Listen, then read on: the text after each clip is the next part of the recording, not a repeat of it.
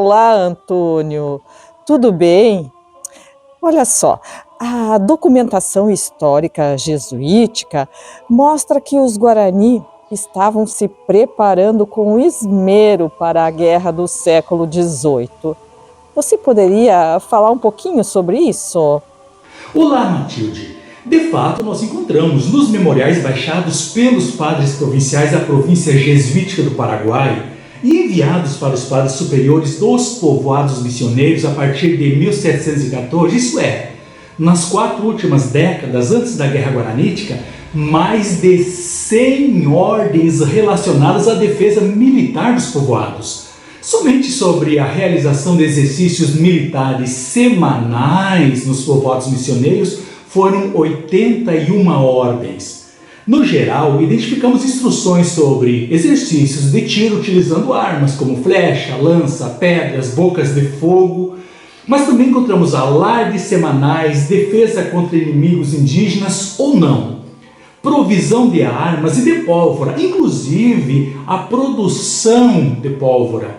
Encontramos ordens sobre escoltas de tropas, espionagem e guerra. Quer dizer, os povoados estavam mais do que preparados para qualquer embate, inclusive porque sofriam ataques constantes de grupos indígenas hostis e também dos portugueses, que nunca desistiram de atacar as missões, deslocando-se cada vez mais em direção ao sul e ao oeste da América do Sul, num claro descaso aos tratados de limites. Entendi. Mas a guerra não era assim algo novo para os povos Guarani, como a gente viu nos outros episódios, não é mesmo?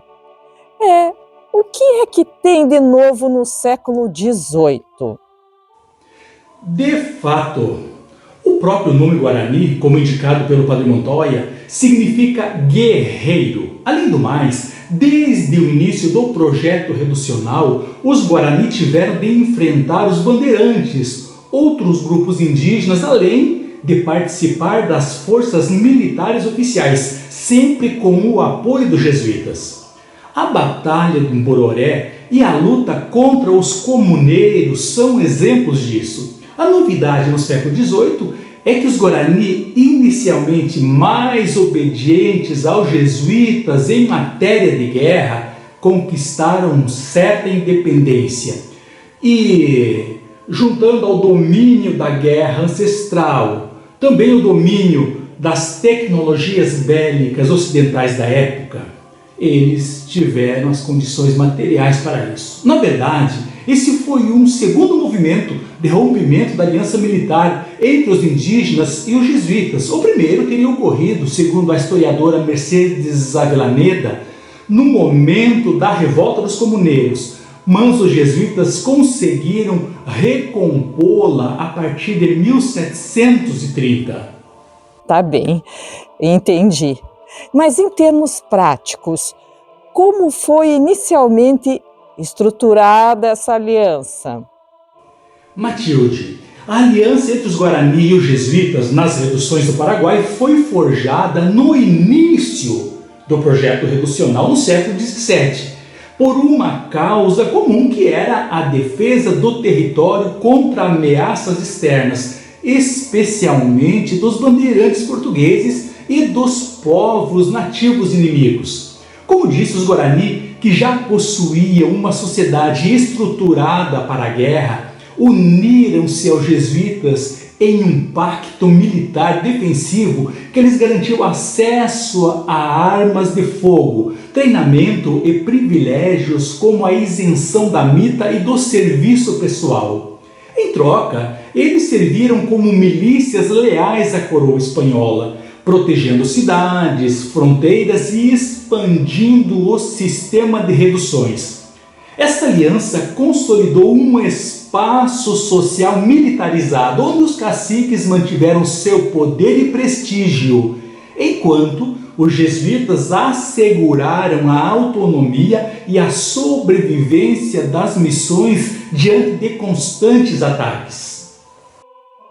Você podia falar mais um pouco desse primeiro rompimento da aliança entre os jesuítas e os Guarani? Veja bem, Matilde. De acordo com Avellaneda, a revolta dos comuneiros ocorrida no Paraguai entre 1724 e 1735 levou ao rompimento da aliança dos jesuítas com os Guarani, principalmente devido à mobilização excessiva e prolongada das milícias indígenas para servir a coroa. Durante o conflito, os Guarani foram deslocados em grandes contingentes, mais de 12 mil homens ao longo de 11 anos, para impor a autoridade real, defender as missões, apoiar a fundação de Montevidéu, sitiar a colônia do Sacramento e, sobretudo, na prolongada campanha de Tebiquari, ocorrida entre 1732 e 1735. Essas mobilizações constantes esgotaram as reservas de alimentos dos povoados, causaram desabastecimento interno, perda de gado e de cavalos e deixaram as reduções sem mão de obra, inclusive para o plantio de suas roças. Somaram-se a isso 3 epidemias consecutivas de sarampo e de varíola e uma severa seca que arruinou as colheitas.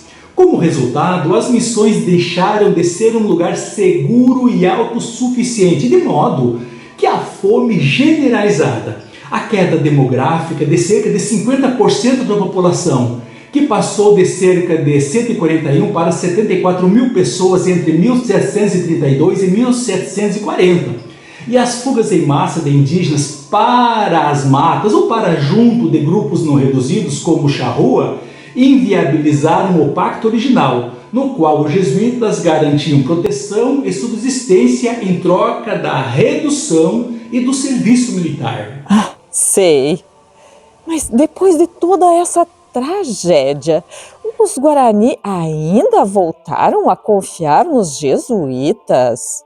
Então, Matilde, a aliança foi recomposta a partir de meados da década de 1730, por meio de uma combinação de esforços econômicos, jurídicos e diplomáticos dos jesuítas. Primeiro, investiram na recuperação da subsistência, compraram 38 mil cabeças de gado dos espanhóis para mitigar a fome e passaram a recusar novos pedidos de mobilização militar, limitando ao extremo o serviço pessoal dos Guarani. Segundo, empreenderam uma intensa ofensiva judicial para evitar o aumento do tributo e a cobrança do dízimo, que o Conselho das Índias cogitava impor naquele momento.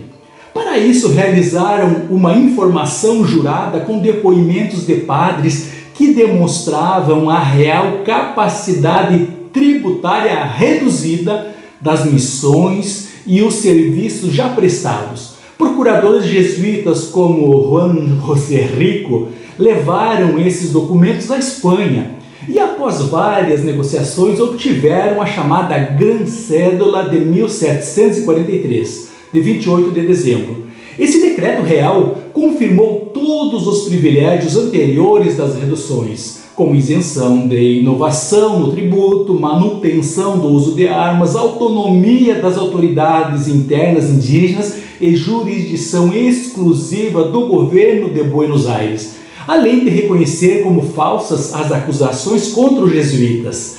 Com isso, o pacto foi recomposto sob a condição de que não haveria mais mobilizações prolongadas das milícias, garantindo-se a continuidade das missões sem interferências externas.